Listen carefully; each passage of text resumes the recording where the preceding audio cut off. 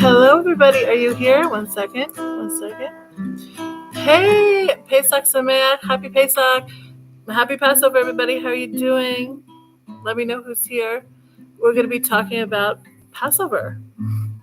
And we're going to talk about the holiday where we're supposed to feel freedom. They say in Judaism, time is not a straight line. It's a spiral, and it's always going up. So here's Pesach, right? So here we hit it again and again, and we're going up. And this is the time of freedom. So we have to tap into the energy of freedom. And as we know, we have Israelis right now that need freedom, and people all around the world, we need freedom. So we can tap into this, and hopefully the energy could help everybody be free, mind, body, and soul. So let me know if you're here and if you're celebrating Pesach. Start with a song. Which one do you want to do? Let's do this one. Happy Passover. Okay.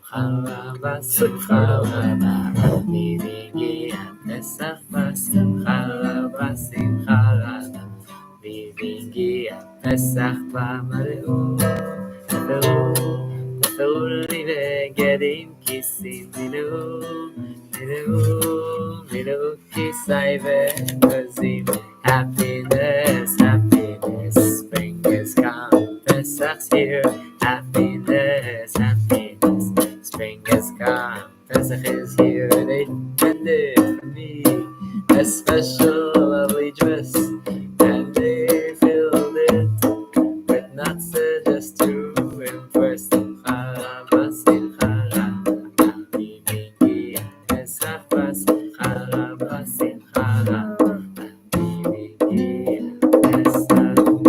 Hi, Anita. How you doing? Are you celebrating Pesach this year? Let us know.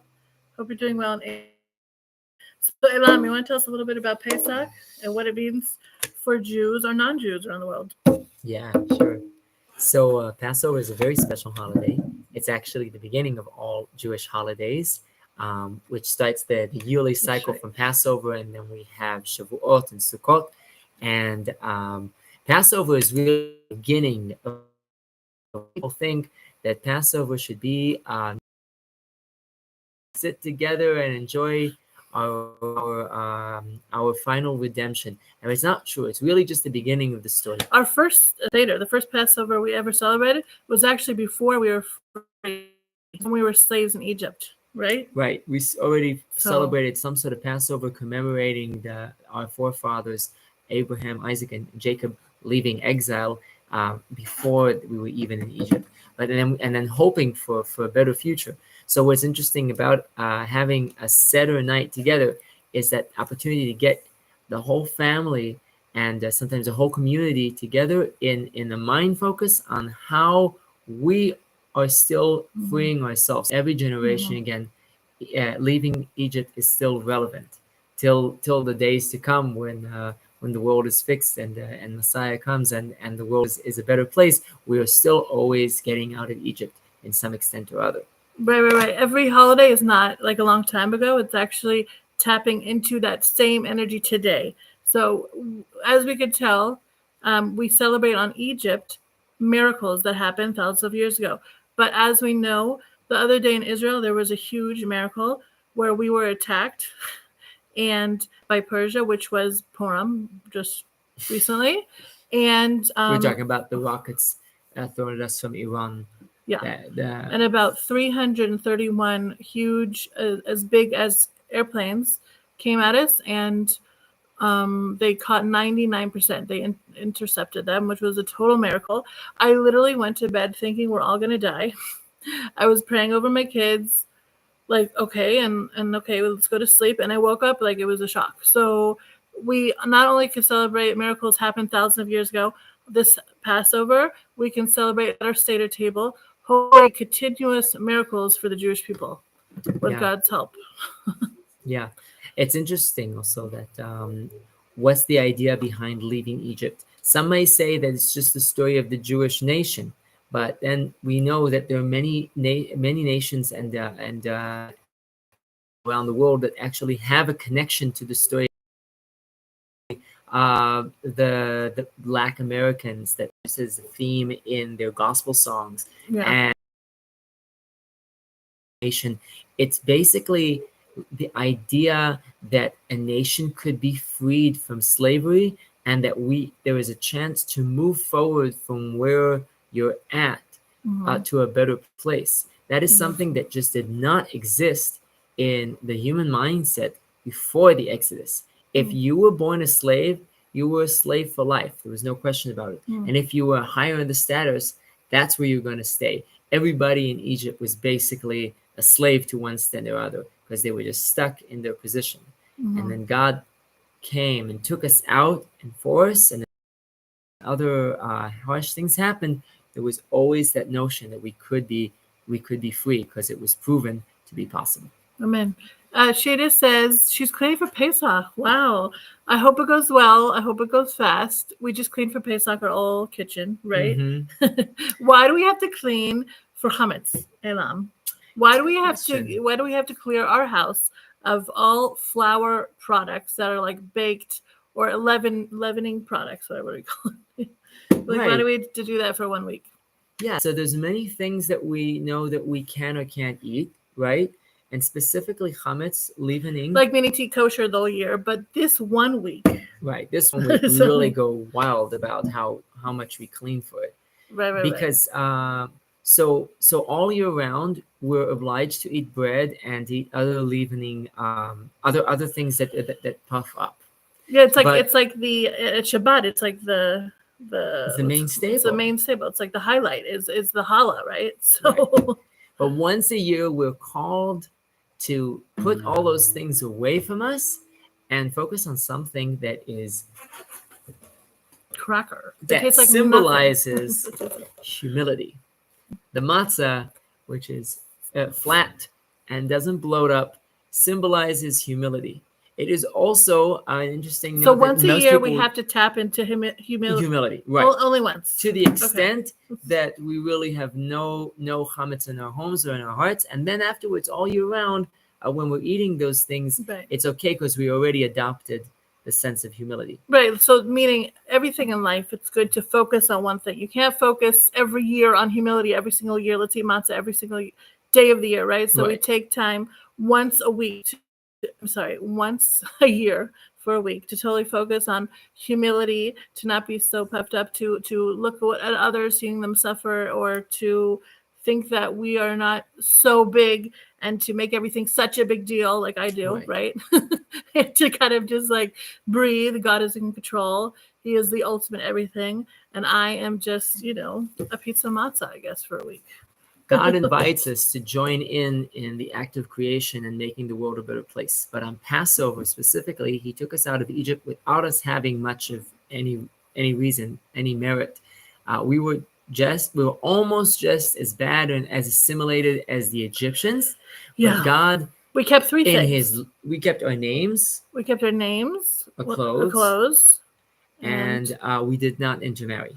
Talking about clothes, I draw like I do art, right? And so I drew the 7 species of Israel and I put it on a scarf, tickle. So this is what it looks like. Right. And I'm wearing under this traditional Passover cloth called a kittel. Show what you're wearing. This is what we wear. This lion shirt. We've been also giving out to soldiers, and it says, "We will never fall. Am Yisrael is alive and eternal." Well, 15% of all my art shop goes to helping soldiers in Israel, and this is helping wounded soldiers, and we give them a shirt as a gift, and they've been enjoying it. So it's kind of humbling. A lot of them are severely wounded, and we pray that they have full health. And yeah, it's a crazy time in Israel. That's why I haven't been making so many videos, because it's been really intense and work and everything. So I don't really have the energy for that. And believe it or not, videos take about 30 hours for one, so it takes a while. Anyway, Shana, have fun. Freedom for all hostages, yes. Oy. Please, God. It's interesting. You want to sing this song? Yeah, well, let's sing a song first. Yeah, let my people go to Moses. Yeah, sounds good. Okay, sounds good. I actually was familiar with the song way before I became religious. My parents would put this song sung by Paul Robson, and my grandmother used to sing this a lot. Yeah, that's grandma. Anyway, while we're singing this, let on the chat if you're here.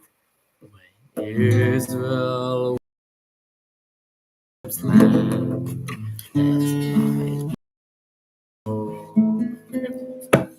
pressed so hard they could not stand.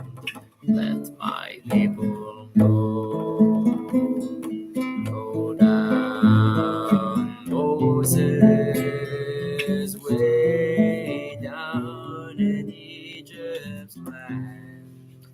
Tell old Pharaoh when Israel was in Egypt's land. Let my people go. Do you guys know this song? Were so hard they could not stand. Let my people go down, Moses, way down in Egypt's land. Tell Pharaoh to let my people go. Ooh. Okay, we have sadly hostages of all ages between I think 1 to 8 that are hostages right now. So a lot of people in Israel do not want to celebrate Pesach. It's like a whole movement. I personally think that's like the worst we can do because our enemies want us no more, right? They don't want the Jewish people. They actually want to erase our history. They don't want to erase us as a people. They want to erase God. They want to erase the land. And us celebrating our holidays reminds us of who we are in our history. Even, the Egyptians have it written that we were slaves. And it's important to not only for us, but the main part of actually Pesach is for our kids, to teach our kids about our tradition, about our history, about who we are, about God, about spirituality. So I think this Pesach we could do is add things to our Seder. So I think this Pesach, hopefully, we might have an extra chair for the hostages. And there's a time in the Seder that we can stop and say and pray for them, pray for each and every one of them. If I have a list of names, maybe we can do that and just pray from our hearts to say Tehillim, Psalms for them a little bit, sing a song for them to show that we love. And again, they don't need our depression. They need our light and their love and our love right now. They really do. They have their families and they might have enough pain. So what we can do is that we're all connected. We can try to just send them good energy, good high vibe energy. And also, one more thing. What was this? I don't know. It's a lot. Okay. Yeah. What? Yeah. We have another song that's we're going to sing soon called Vihisha Amda, which is that it is a stature of belief that every generation there are those that come to destroy us, and Kadosh Baruch Hu, being Hashem, our God, He comes and He saves us with His hand, whatever that means. It's almost part and parcel of our reality that there's going to be hardships. And sometimes really, really big ones. I mean, as we know from our history. But every time anew, we know that we also know that we have an eternal purpose that God is going to keep us around for in order to eventually fix the world, make it a better place, and invite all the nations to come together on Mount of the Holy Temple to pray together as one. So we are on our way. And we're something called the birthing pangs. As the way is. Right, which is the hardest thing ever, right? When you're in birth, at the end of it is like the baby's coming out. It could be so painful. It's really intense. And then the baby comes out. So we're in the world right now. We're in a place where it's so painful. Things are going on all over the world. There's a lot of times someone said to my family member who want to come to Israel, don't go to Israel. There's war now. Well, guess what? There's war all over the world right now. There's a lot of things coming up, maybe things that were under the surface and now, like a pimple, it needs to come up to heal. So in this process, we're healing, we're connecting to each other, we're connecting to God. We're being real with each other because at this point you can't be fake anymore. The other day I asked someone, how are you doing? They're like, I'm effing horrible. You know what I mean? Like, it's not like, I'm okay, thank you. People are, being real right now. It's what it is. Anyway, could you guys hear us or see us? Let us know. We have no idea. Okay.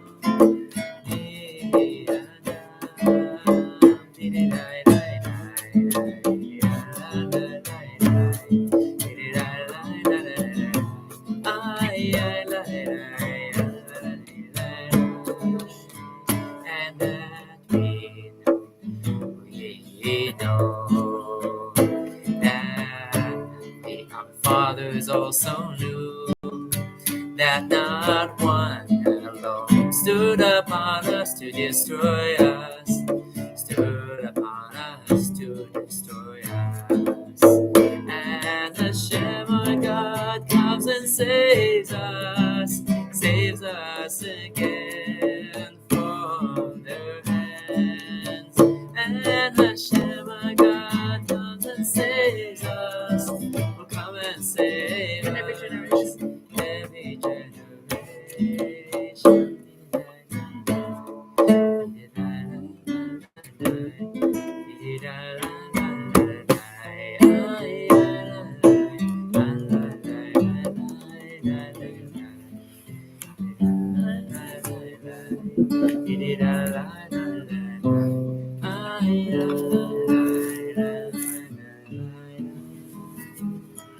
Okay, this is a Seder plate. Yeah, I don't know. Maybe it is. Someone type in the chat if it's working. I don't know. It may be because we're in Israel and a lot of things are being censored. Oh, it's okay. Yeah. Okay, so the Seder plate. Oh, hola, Mary B. How are you doing? I'm so happy you're here. ¿Cómo estás? So here we have a holiday, right? And we're not just like talking about the holiday. We actually relive it. And how do we relive it? By eating, right? So we eat matzah on Purim. We eat Haman ears, okay? On all these holidays, we're actually like just eating our enemies, which is kind of funny, right? But this one, I mean, do we have anything like Pharaoh-y on here? We're eating Pharaoh anywhere? We're eating let's explain it a little bit. The Passover plate. The Passover would originally be the korban, the sacrifice of the Passover, which actually symbolizes going away from idol worship and being connected to God. We don't have that yet because we're going to have it again when we build the Holy Temple and are able to bring that sacrifice Anita again. has a question about this. She says, what is the origin of eggs? The Torah doesn't say eggs, just a lamb, matzah, or bitter herbs. Correct. That is actually a minhag, what do you call Tradition. it? A tradition set by, quite an early tradition set by our sages to, where's the egg? We have the egg on the table. One second. I'll show the egg and we can explain. The egg. Leave an egg. I don't know. Oh, here it is. Okay, There it is. leave an egg on the table. Egg is traditionally. Since no one knows what an egg is, this is what it looks like. The egg is traditionally actually a food of mourning. Careful, it's not an actually hard-boiled egg. Mm-hmm. Because it is round. So it is basically the idea that the world and life rotates in a circle. That sometimes you're up and sometimes you're down. So we eat a hard-boiled egg to remember the Holy Temple, which the same way as it was destroyed and fell basically down, it will also be rebuilt. It's like a circle. And that's the hard-boiled egg dipped in salt water, which symbolizes that sadness. That's also with a taste of happiness. It's coming back. Well, because it's also Chag Aviv, which means spring. So a lot of things blossom and right in the spring. The egg. Yeah. You're like a little chick. Oh. Yeah, new life. in the spring, right? Oh my gosh, you wouldn't believe it. We had so much rain in Israel. Everything is crazy green and weeds we've never seen anything like this, right? Right. So it's like it's spring and like chicks, So, Right. okay. So we have the Anything else? egg. Oh, what's We this? also have here what's called the karpas, which is usually either celery or potatoes. It's supposed to get the children asking, why are we eating this? Right. And to keep them up and with attention, and also to open up our appetites. We're Yum, washing right? for a vegetable, whoever washes for vegetables. But again, to get the children asking, that's the main thing about Seder night, which is coming up tomorrow, is to get all the kids or the younger ones at the Seder asking questions and being interested. Yeah. The whole point of Seder, we're doing crazy things to just be like, what are we doing? And if you don't have kids, you're supposed to have your inner child and you ask questions, because sometimes we can totally forget to actually be curious and to actually ask questions. We think we're robots. We're like, we're robots. Oh my gosh, let's do this. But we have to ask through a child's eyes and heart, like, what are we doing? So that's what you can tap in on Pesach if you're not a child. Right. Even if you're a parent or grandma or by yourself, you have to tap into being curious like kids, because our kids have a million questions, right? Right. Let's Oh, see. hi, Shayna. Hey, Shayna. So happy you're here. Yeah. If anybody has questions for Pesach, you let us know. We might have no idea what we're talking about, but that's okay. Yeah, we Now hope it makes it through. This is my favorite. One last thing before you get to my favorite. I just wanted to share the last few things, and then you can. Okay. We have the matzah, right? We mentioned. We have the karpas, and then we have the lettuce or the chrein, which we don't have here, which is here we go. I'm getting a water fountain too.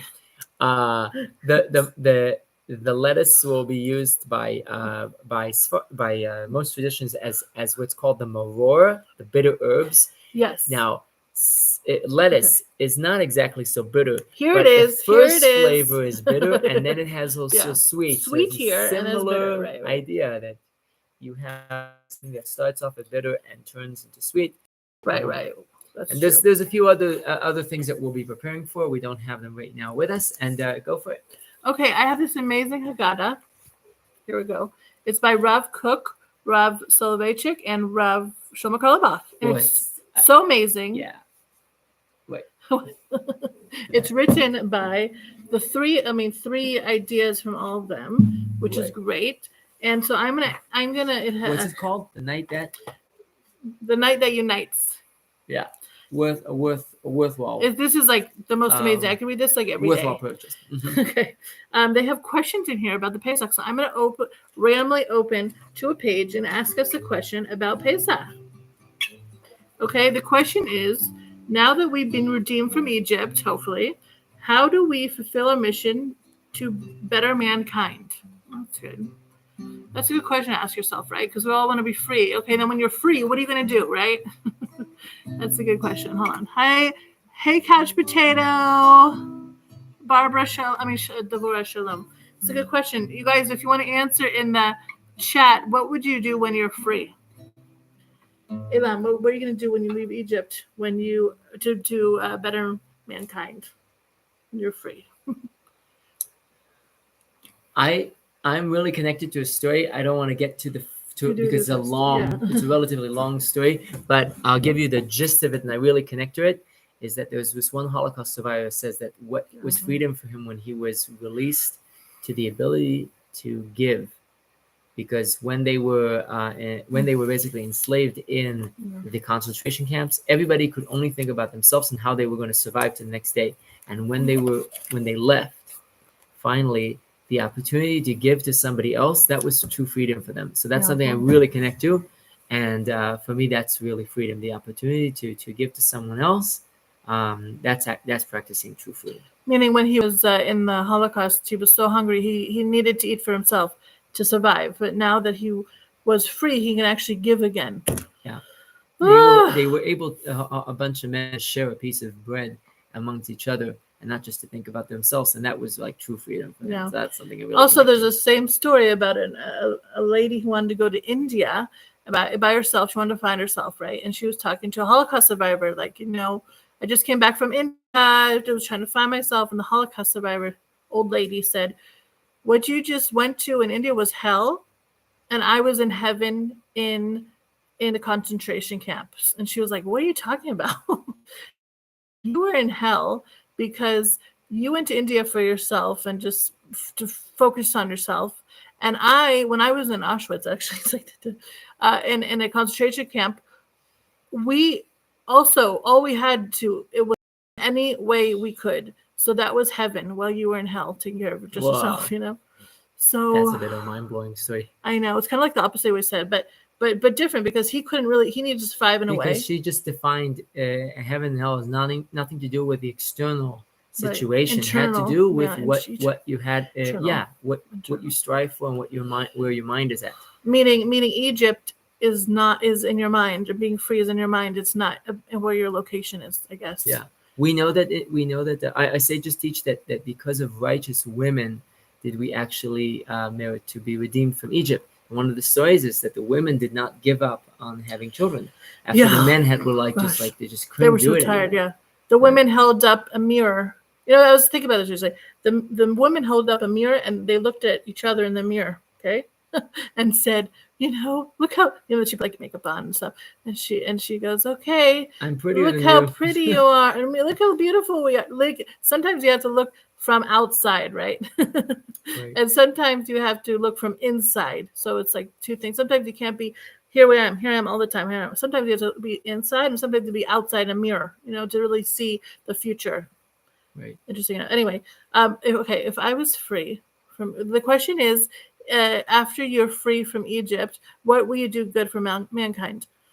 I honestly like to be creative. I like to do art, and I would hope that something I would do would have to do with being creative, because I feel like I could serve God my best way, like that, and something to do also with people. I live in the middle of nowhere, and so I'm very antisocial now. And it's only gotten worse because it's like I'm in the middle of nowhere.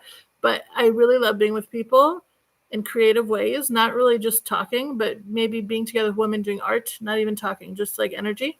And I think it's important for me. So that's what I would do if I'm free. And also, I don't know, a lot of things I think, but I don't know. Let me know what you would do in the comment section. And Anita wants to know, what does the haroset and horseradish come from as well on here? Yeah, we don't actually have them prepared yet. But yeah, the horseradish was what they had in cold Europe for the maror, for the bitter herbs. They didn't have access to so much green, so that became the custom to eat horseradish as the bitter herbs. And the charoset, which is the brown spread normally made out of apples, dates, and nuts, whatever, symbolizes the mortar that was in Egypt. Again, another theme of something that's supposed to be like harsh but also sweet at the same time. Oh gosh, it's the best tasting thing ever. Yeah. It's really yummy.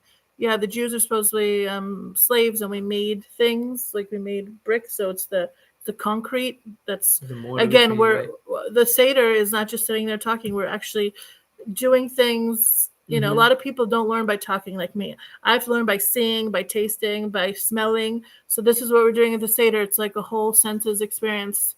We're eating all this. And let me know in the comments, what's your favorite part about Seder? And if you haven't been to Seder, what are you most interested about? Hey, Penny and Josh are here. How are you guys doing?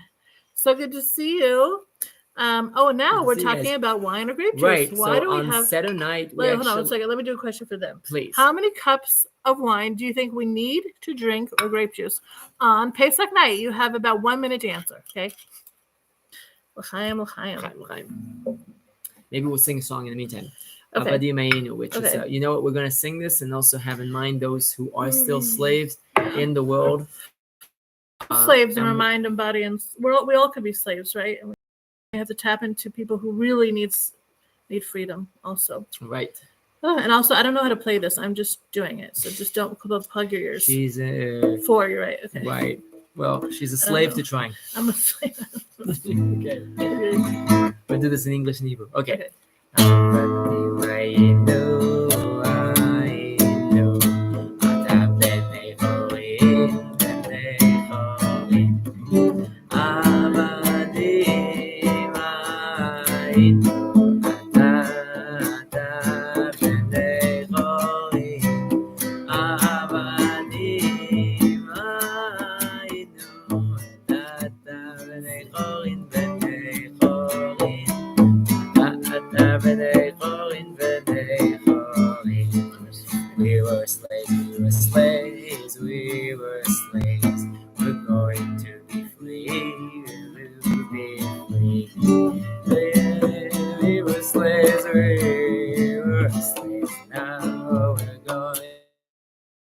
set free. We were slaves in our minds and hearts. Now we're going to be free. We're going to be free. Amen. Praying for brothers and sisters To be free. Please God, please God, release all the hostages. Please God.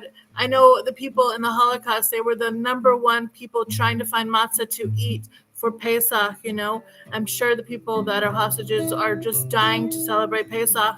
So here we are. If you celebrate or not, try to find a place to celebrate it. For the people that can't, every time you eat matzah, think about this is the bread of freedom and of peace, that we can eat it and hopefully spread goodness to the world every time we celebrate something on this holiday with God's help.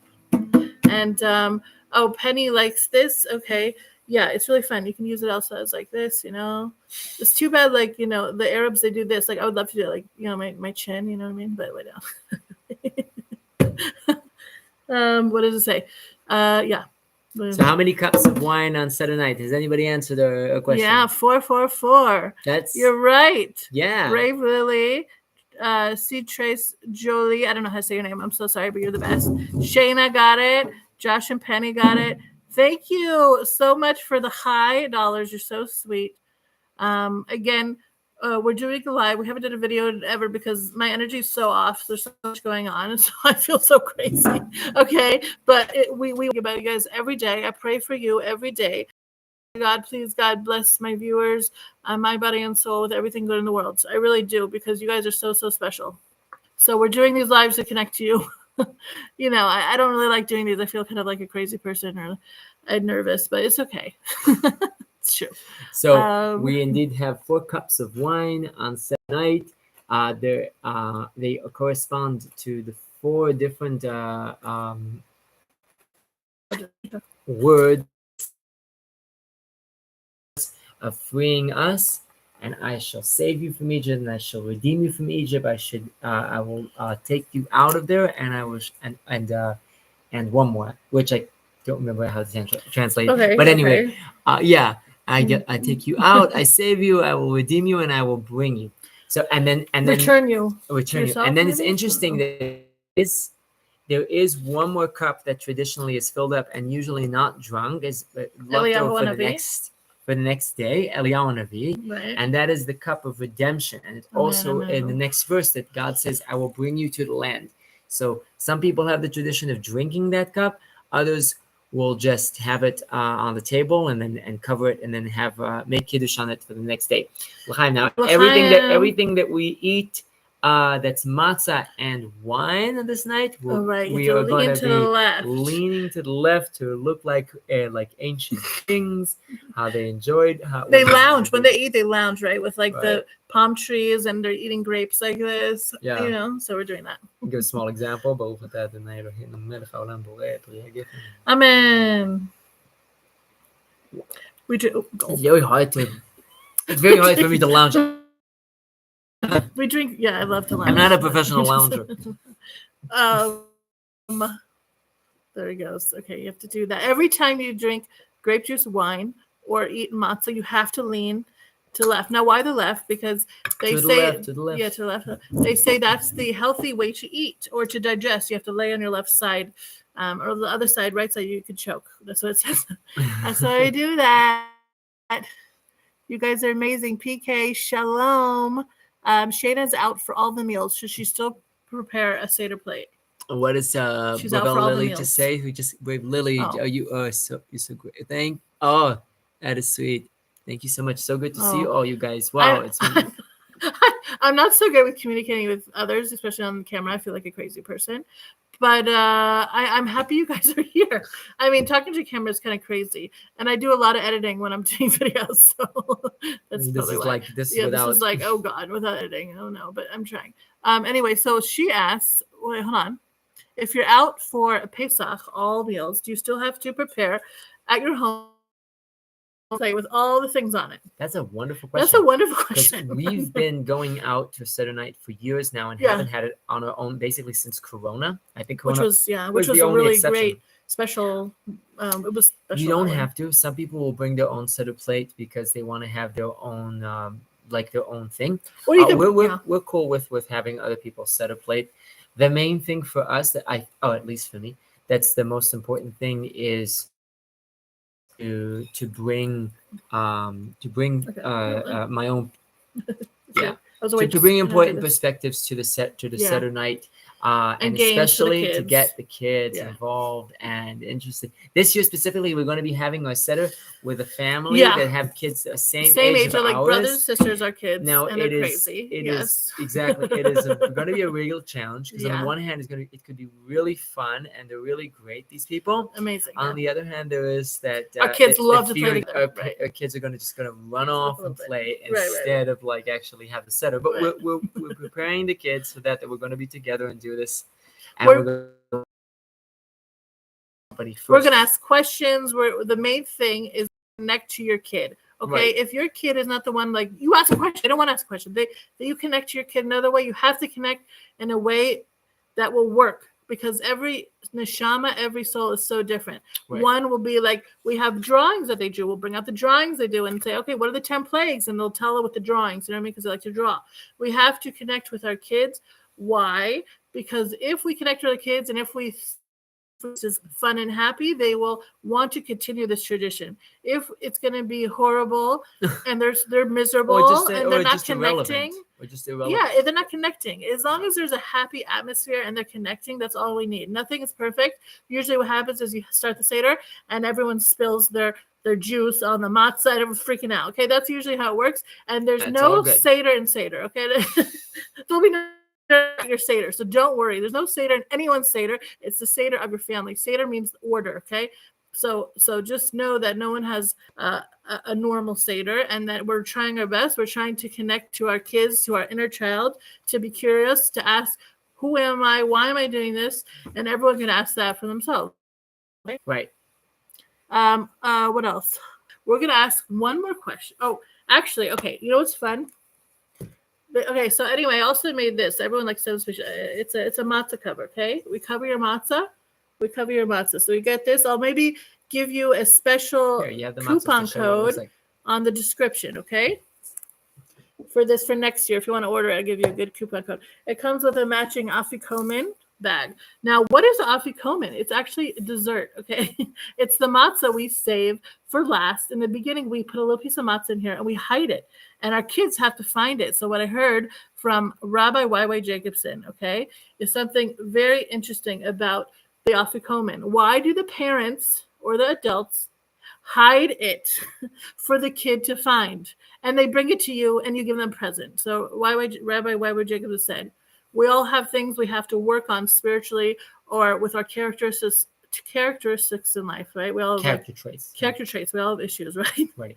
And so what happens if we don't work on them? Our kids get them. So we try to hide our bad things, our problems. We hide under the carpet, right? We hide everything. Guess who finds it? The kids. The kids come back to you like, hey, mom and dad, I found your problems. And you're like, oh my God, I'm going to push all your buttons again. Yeah, here is a for you for finding my problems. Like, we shouldn't be like, you're horrible. Your kids are horrible these days. The teenagers are the worst. These kids are the worst. They're just actually bringing up generations and generations of trauma and things happening today that needs to be fixed. So we should be thankful and give them presents that they're giving us problems, and we need to fix them so they don't have to deal with them. So when they hide things for their kids, please God, it won't be so big, you know. We'll just that's a great idea. Yeah. So we can think about that when we're hiding our afikomans this year. Can I share another perspective on the afikoman? Yes, please. Yeah, as long as you hold this. Yeah. So actually, the question is, why do the grown-ups hide the afikoman matzah and not the children hide it for the grown-ups to find? Why? Yeah. Right? Why are we hiding it for the kids? I wonder where the non-Jews got the Easter egg hunt from at the same time. No idea. Anyway, but it's a good tradition. The afikoman is it symbolizes the korban Pesach, the Pesach sacrifice that was brought in the Beit HaMikdash. We eat the afikoman at the end of the meal. Right. Similar as we would eat. What's a korban? We eat what? What does that korban mean? Comes from the word karov, which means close. It's Sacrifice of an animal. sacrifice of getting us closer to God, and we would eat this special sacrifice that was brought only on Pesach, and everybody would have a little bit, and it would connect us. It would connect us to God and connect us to the Jewish nation as a whole. Now, first I'm going to say a blessing. Do you mind? Sure. Baruch atah Adonai Eloheinu melech haolam boi pri hagefen. Amen. Recline. Oh yeah, there she goes. Until Anyway, so just in short, so the afikoman symbolizes the korban Pesach, the Pesach sacrifice, and we want our children to find it because they're the ones who we hope and pray will build the base to find the korban and bring it back to us. And then, of Please course, God. we want them to move to the future. Yeah. That's something that in general, just to wrap up, that Passover we should not miss out on. Don't pass out on this.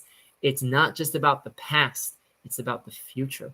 Passover is also about the future. Yes. Judaism is about the future. It's Yeah. about People like, oh, you're so about, traditions. You're going like I became religious. I was never really good. So I was like, oh my God, you're so like ancient.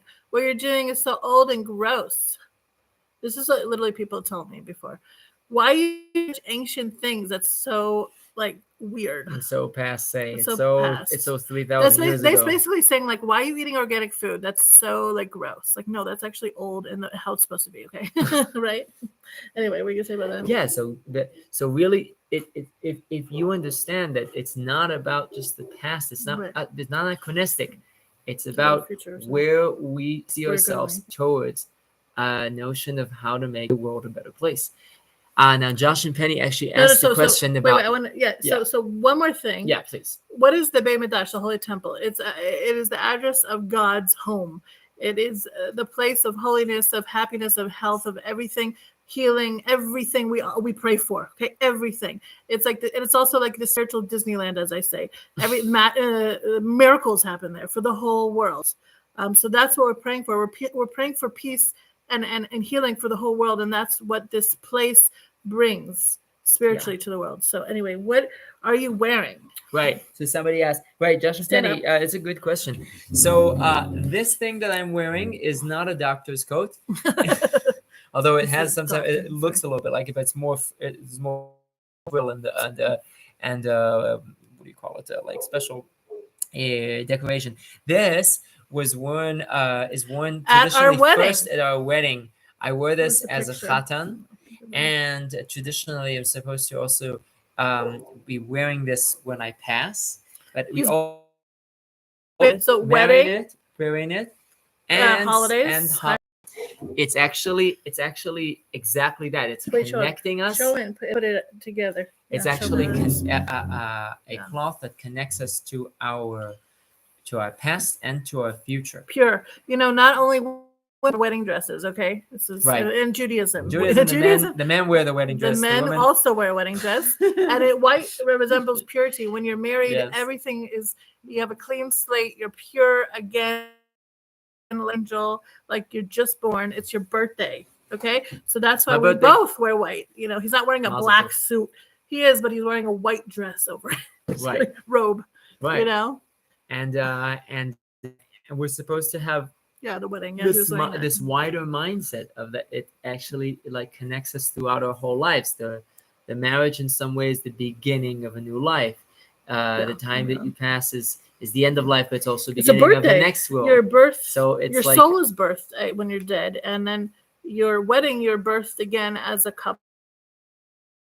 Every Pesach is the birth of a Jewish people. Right. Okay, we go out. They say God tells us to put blood on the doorpost. That's why it's called Passover. We have to put blood, and it's like we're going through the birthing. We don't do that anymore. Canal. That was only in the first year. I know, but I'm saying this is in the Torah. Okay, fine. We don't do it right now. We don't put blood on. Okay, no. But that's what's called Passover because anyone who had blood on from the sacrifice on the doorway was passed over survived plagues. So and it was like the birthing canal. It's crazy. Right. So everything is birth, and we have to tap into the rejuvenation and new every day. There's a dog barking. Do you guys hear this? Yeah.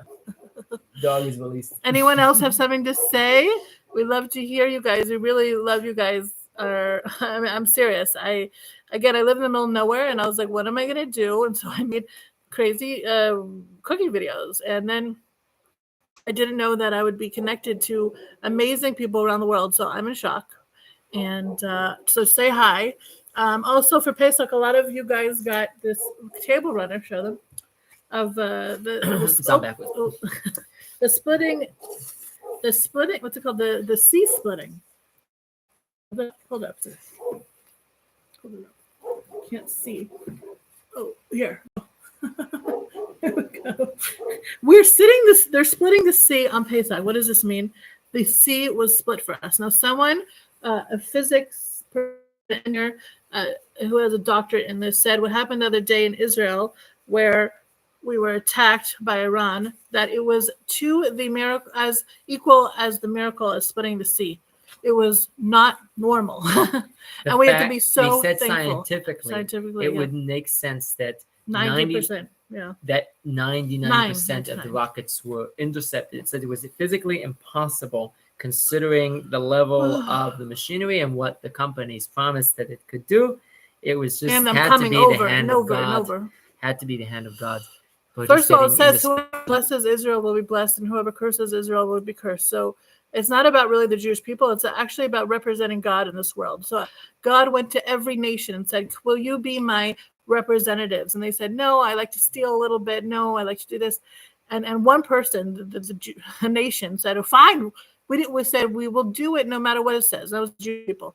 So we got the Torah. But every person on this earth was given the Torah for some reason, okay? So Jews are not special, but we're special because we said, yes, and we'll represent God, okay? And we're supposed to teach the world morally what to do that they can be. And how to be the best people, for a healthy world. That's what spirituality is, to look into our soul, make the world a better place, and not give in to our temptations all the time and evilness, So, okay, Shayna, you made the roast potatoes. Yum. I just actually made roast potatoes tonight because that's what we made for Pesach. That's about potatoes. Yeah, what else? Potato holiday. Yeah. I'm going to ask another question on here. Okay. We're going to call it quits soon because we got a big day coming up tomorrow. It's 10 o'clock at night now. Yeah. Big day. Okay. Question. Wait, I'm going to try to get a good one. So just 1 second. 1 second. I had a good question. Yeah, what? Can I ask it? Yes, sure. Okay. This was not a question for our kids on Shabbat, but I asked it anyway.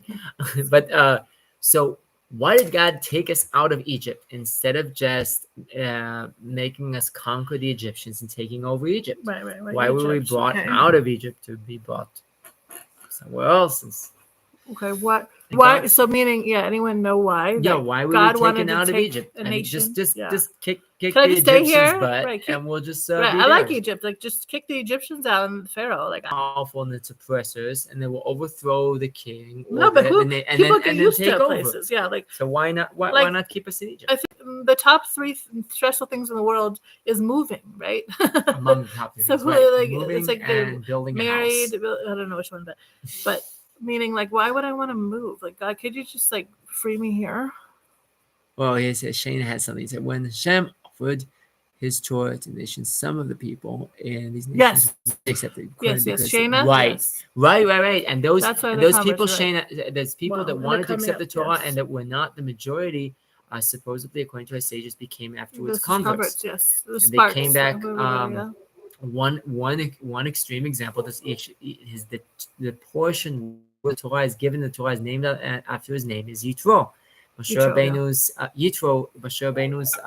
father-in-law also came and accepted the Torah when the rest of his nation didn't. Right. And only afterwards did he go back to try to convince them.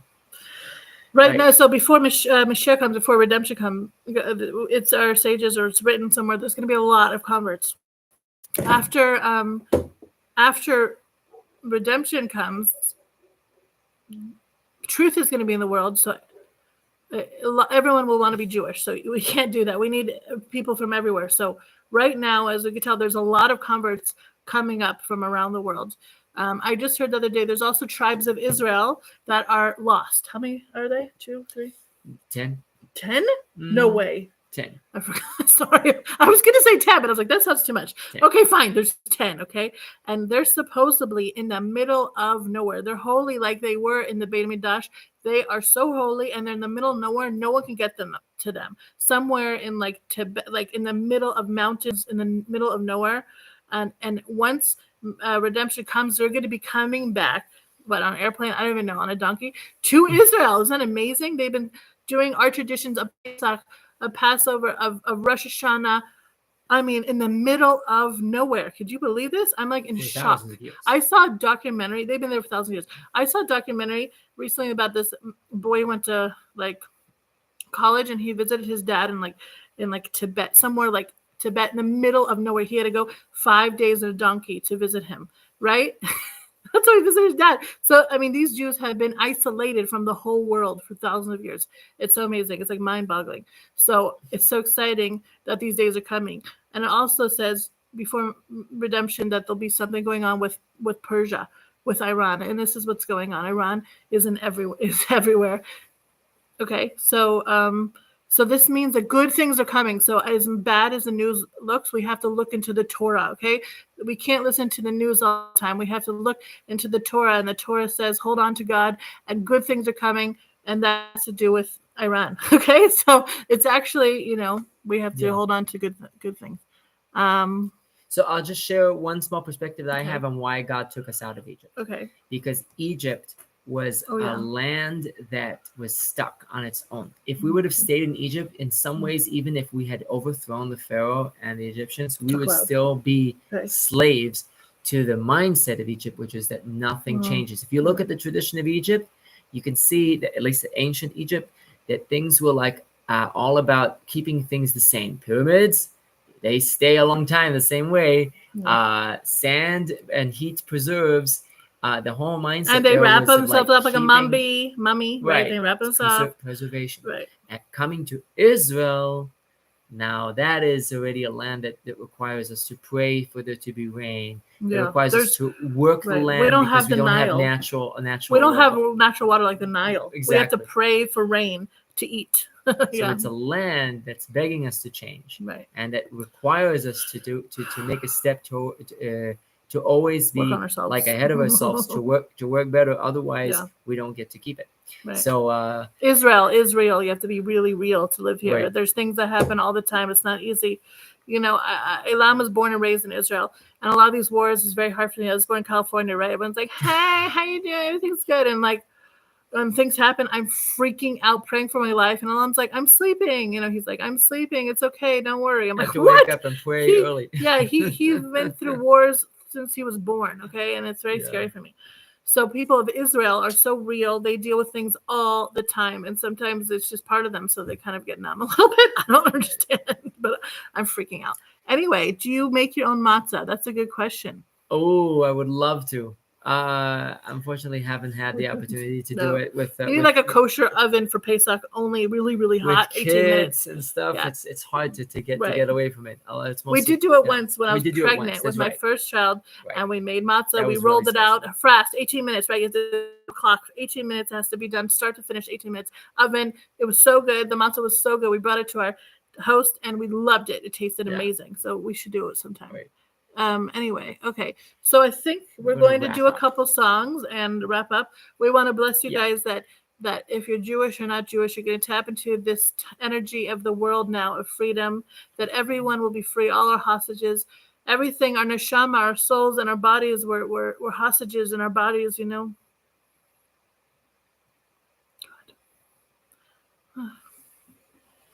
Oh, sorry. I think a lot of us are fear, right? Everything's going on, like anxiety, all this body things, all these things holding us back in life. And our souls want to express itself. And I pray that we'll be able to let go of being slaves and really be free to express ourselves and our souls to our loved ones and our friends and family. I want to also give us all a blessing that we will tap into the mindset that freedom is not about your external situation. It doesn't have to do with how much money you have. It doesn't have to do with how much power you have. It doesn't have to do necessarily with how much you're really physically free. It has to do with your mindset. There could be somebody who's sitting in a pit, dark and isolated from everybody. Joseph. And that person is more like Joseph. And that person is more free and somebody who's walking around freely on the street and is able to buy whatever they want and do whatever they want. They were more enslaved to their materialism and their desires, and somebody who's sitting in prison but has a vision of a greater life. And may we all connect to that vision in our lives and bring it about soon nowadays. Amen, amen. If you guys want to bless people, you can also bless people in the chat. And we're going to do a couple songs on Pesach right now.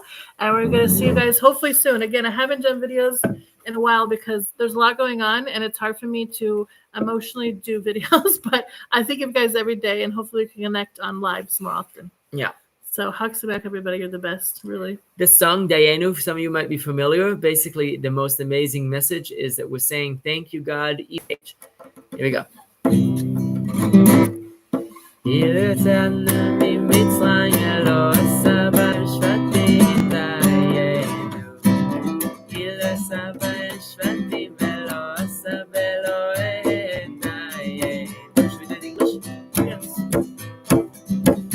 He brought us out of Egypt and had not smitten them, if he had plagued the Egyptians but hadn't destroyed their gods, Does anybody know this song? You can bless people in your chat if you want.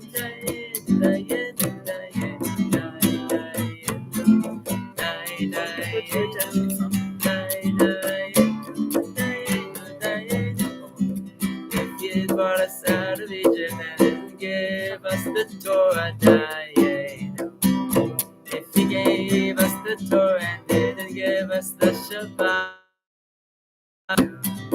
if he gave us the Shabbat but didn't bring us to the promised land, that's enough. If he brought us to the promised land and didn't build the holy temple, that's enough.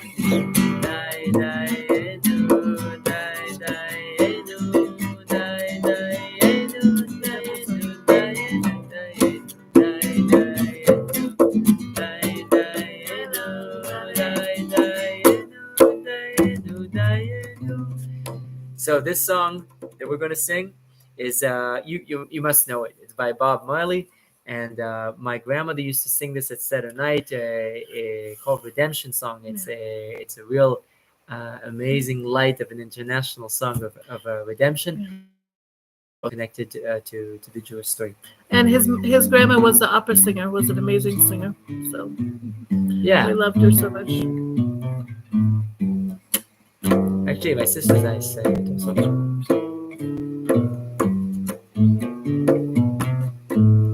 Oh, pirates, ships they were by, sold I to the merchant ships. Minutes after they took I from bottomless pit, but my hand was made strong by the hand of the Almighty. Before in this generation, triumphantly, won't you help me sing these songs of freedom? 'Cause all I ever had, redemption songs. Emancipate yourself from mental slavery, no but ourselves can free our mind. Have no fear for atomic energy, 'cause none of them can stop in time. How long shall they kill our prophets while we stand aside and look? Yes, some say it's just a part of it. Got to fulfill the book. Won't you have to say this song to freedom? 'Cause all I ever had, redemption songs. I'm Israel Chai, I'm Israel Chai, I'm Israel, I'm Israel.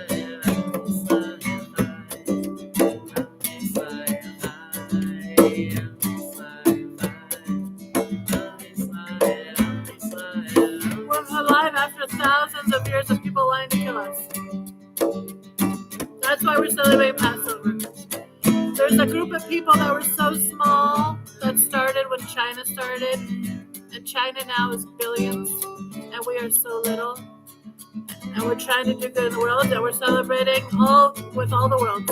This Pesach. The nation is alive. It hasn't been an easy drive, but Israel is alive. We will sing along. You're welcome to welcome. Redemption will begin real soon. Come and join the drive. Israel is alive. Take off your shoes and come and join the holy drive. Israel is alive. It's no fake news. I tell you, Israel is alive.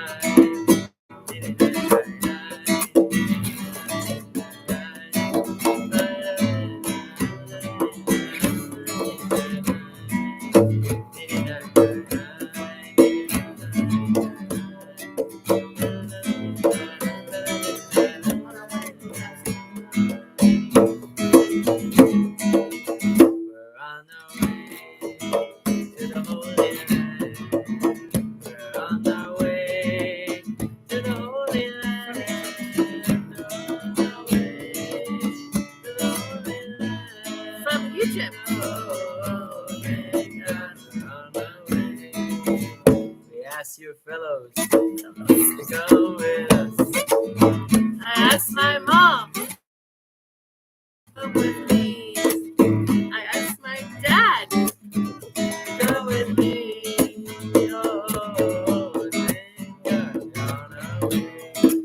I asked my sisters, come with me. I asked my sisters and brothers, go with me. I asked my friends, you, everybody. I asked my boss, please let me go. I asked my boss, let me go. I asked my boss, let me go. Oh, ain't gonna run away. And if you don't let me, I go anyway. And if you don't let me, I go anyway. If you don't let me, I'm going anyway. Oh, thank God we run away to the Beit HaMikdash. Bye, Egypt. Run away to the Beit HaMikdash. Bye, bye, Egypt. Run away to the Beit HaMikdash. Oh, thank God we run away to the Holy Temple and the end of days. Run away to a better planet for everyone. Run away to the future, bright and sun. Come and join us on our way. Take us on our way.